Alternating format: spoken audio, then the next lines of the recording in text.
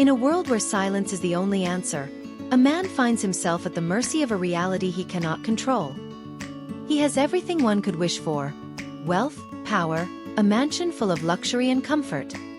But no matter how much he has conquered the world, there is one thing he has never been able to reach: the heart of his son. Lucas, his son, lives in an isolated universe where words are never spoken and gestures are meaningless. For him, the world is a distant place, a place where human connection is an abstraction. With each passing day, the silence between them deepens, becoming an impenetrable barrier. What can a father do when his son refuses to communicate? When he loses himself in his own world, distant and inaccessible? Ricardo, the father, tries in every way to get closer. He turns to therapies, doctors, treatments, but nothing seems to work. He finds himself powerless in front of the son he loves, but cannot reach. The emptiness grows. The distance increases. And every day, he asks himself, is there a way to break this silence? Can the impossible be achieved? But then, something changes. Someone arrives. A new presence enters the house, someone who doesn't bring promises of easy solutions, but who sees what no one else has seen.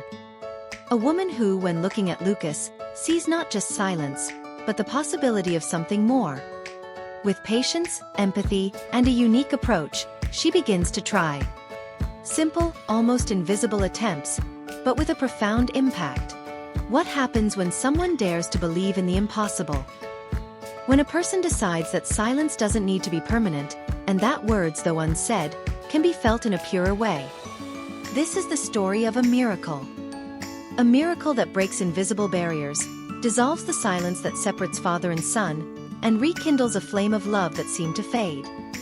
Because in the end, not even the deepest silence can resist the power of a true connection. When love is the guide, even the most closed hearts can be opened.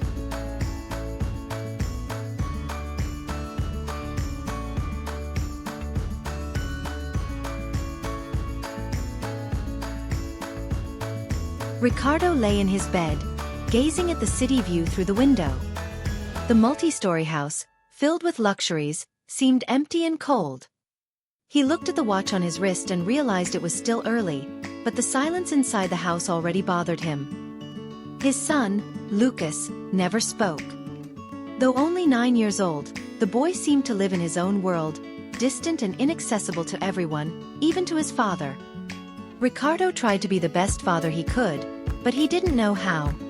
He always hired the best therapies, the best doctors, but nothing seemed to work. Lucas would isolate himself in his room, or when he went outside, he would walk through the garden in silence, with no interaction with the world around him. The relationship between father and son was an enigma to Ricardo. He knew he needed more, but he didn't understand how to break the cycle of silence that seemed to define their lives. Each smile Lucas didn't give, each word he didn't say, made Ricardo feel a pang in his chest. And then, like a breath of hope, Clara entered their lives.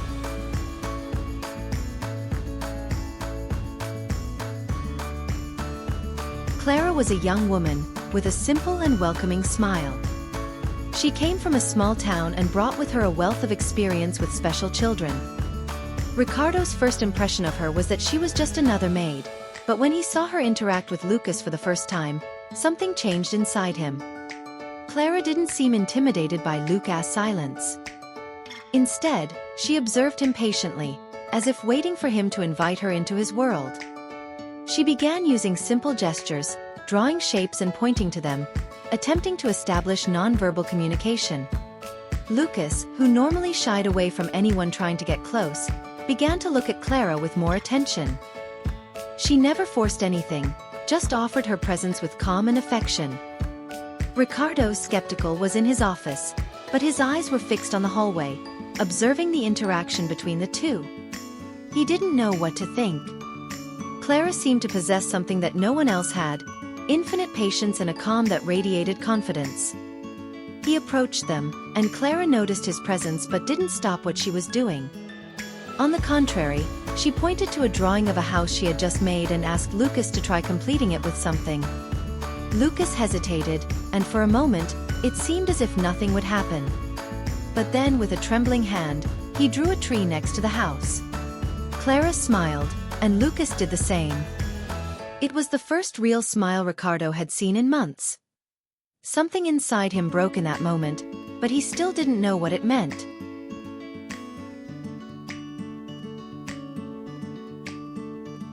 The relationship between Clara and Lucas began to blossom slowly, but steadily.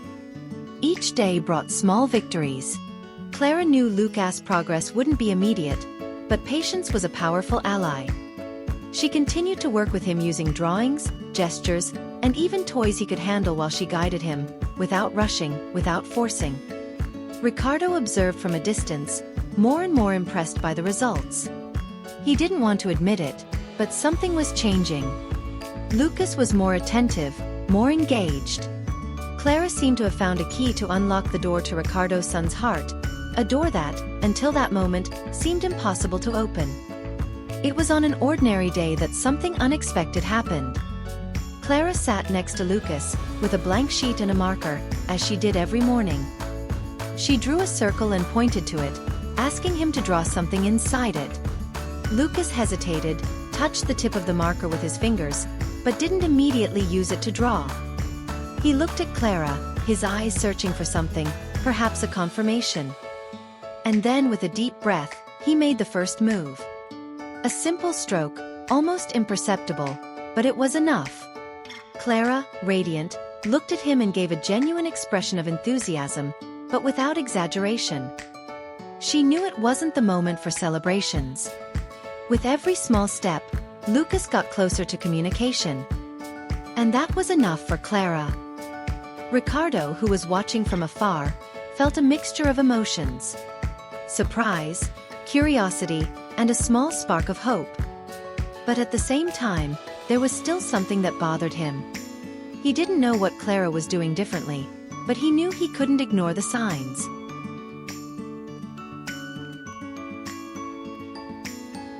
At night, Ricardo and Marta sat down for a silent dinner, as usual. Conversations about work and daily obligations were never deep between them, but this time, Ricardo seemed more distant. "Did you see what Clara did today with Lucas?" Marta asked, trying to break the silence forming at the table. Ricardo looked at her and sighed. "Yes, I saw. But, Marta, I don't know. I still don't understand what she's doing. It's different. This can't be good, it can't work." Marta raised her eyebrows. "Different? Ricardo, did you see the smile on Lucas' face? Did you see him draw that circle? He's never done that before. We're not dealing with the same boy anymore. Clara is doing what the therapies couldn't." Ricardo looked away. He wanted to believe Marta was right. But there was something inside him that he couldn't let go of, the idea that a traditional therapy with specialized doctors was the only way to help Lucas. He had always controlled the situation with logic and planning, but Clara was bringing something more intangible and uncertain into their lives. That's what made him uncomfortable. "I don't know. I don't know if we can trust this," Ricardo said, his voice quieter. Marta sighed, feeling frustration start to rise within her. "Ricardo, you're so worried about controlling everything, that you're not noticing how much Lucas has already changed. Clara is the best thing that's happened to him, and to us." But Ricardo wasn't convinced. And that night, while Marta tried to rest, he withdrew to the office, looking for ways to confirm his suspicions that Clara might not be doing the right thing.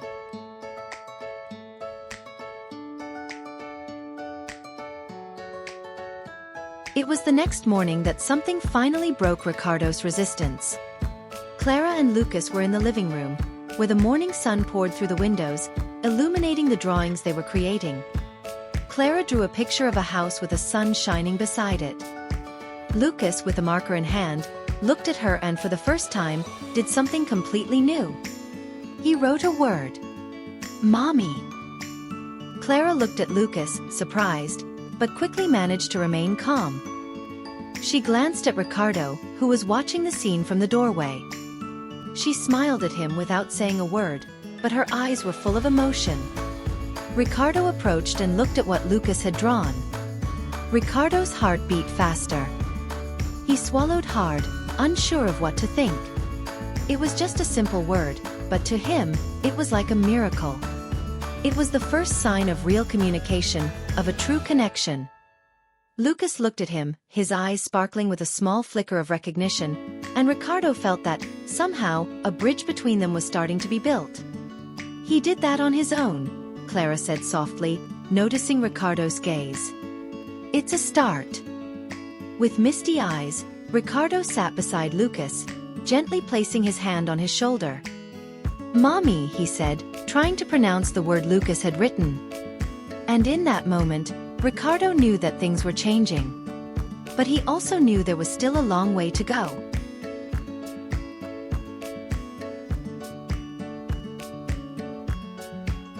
Clara knew there would come a time when she would need to open up more to Ricardo.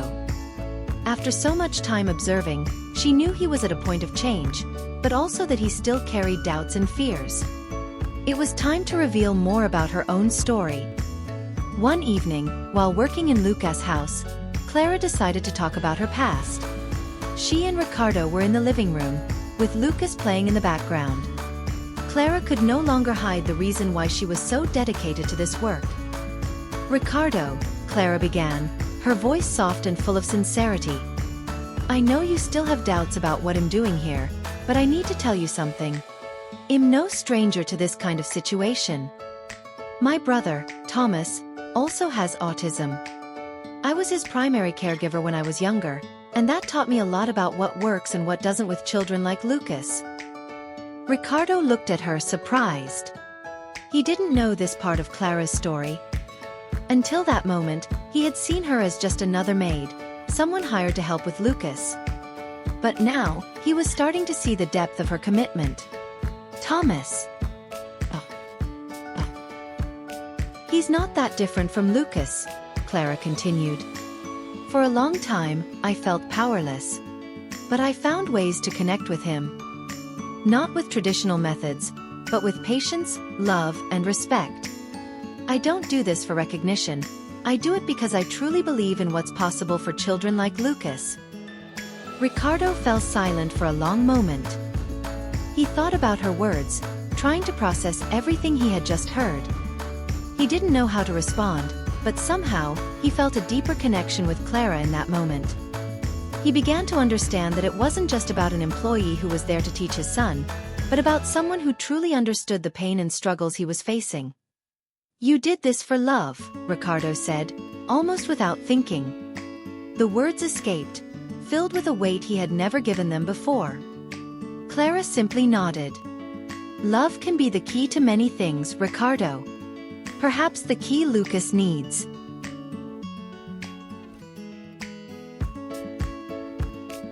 A few days later, Clara and Ricardo were sitting in the living room, watching Lucas play with building blocks. He was calmer and more focused, something that didn't happen often. The change was obvious. Lucas looked at Clara and for the first time, made a decisive move. He took a block and placed it on the structure he had begun to build, with a precision that surprised everyone in the room. He looked at Clara, then at Ricardo, as if waiting for approval. Ricardo approached, his heart racing. "Lucas. Did you do that?" The boy, without saying a word, simply smiled. It was a simple smile, but to Ricardo, it was a smile that said more than 1,000 words. He knelt down to Lucas' level and in a soft voice said, "I'm so proud of you." Clara watched, her eyes a little misty. She knew this wasn't just progress in Lucas' behavior. It was the beginning of a transformation for the whole family. The boy, who had once been closed off in his own world, was now starting to connect in a new way, and it was clear that Ricardo's love for him was growing every day. But the most emotional moment came when Lucas, still smiling, finally looked at Clara and in a soft voice said, "I love you." That moment was a milestone. It was more than just a simple word. It was the confirmation that, despite all the difficulties, a deep and sincere communication was being built.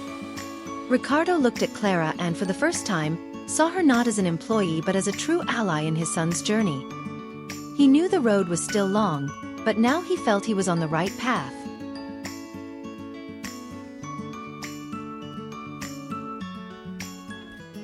The change didn't happen overnight, but over time, the house became a brighter, more lively place. Lucas went to school, with Clara's constant help, who continued to support him. He began to communicate more easily, and his relationships with others improved as well. Ricardo, now more patient and understanding, became a more present father. He and Marta began to dedicate more time to the family, learning to respect Lucas' needs and how to connect with him. The road wasn't easy, but the rewards began to show. Every day, he saw Lucas take another small step toward a brighter future. Clara, who had always been a constant presence in Lucas' life, became part of the family. Not as an employee, but as a friend, a true mentor and guide in Lucas' journey. She and Ricardo, over time, developed a relationship of mutual respect, both understanding that, together, they had helped Lucas find his own voice. The story ended with the family gathered around Lucas, who had finally overcome the silence that kept him distant from the world. They were ready for whatever the future held. As silence is broken, the impossible becomes possible. The miracle of communication, of true connection, of a father and his son who, together, overcame an invisible barrier, reminds us of the transformative power of love. But Lucas and Ricardo's story doesn't end here. Every step of this journey, every moment of overcoming, is just the beginning of something even greater. And just like them, we can all find hope, even in the most challenging situations. If this story moved you, imagine what else we have in store for you. Subscribe to the channel now so you don't miss any more inspiring stories like this one. Leave your comment and share it with those who also need to see the power of love and connection. Together, we can spread these stories and transform even more lives. What did you think of this story? Are there more stories you would like to see? Let us know in the comments and stay tuned, because the best is yet to come.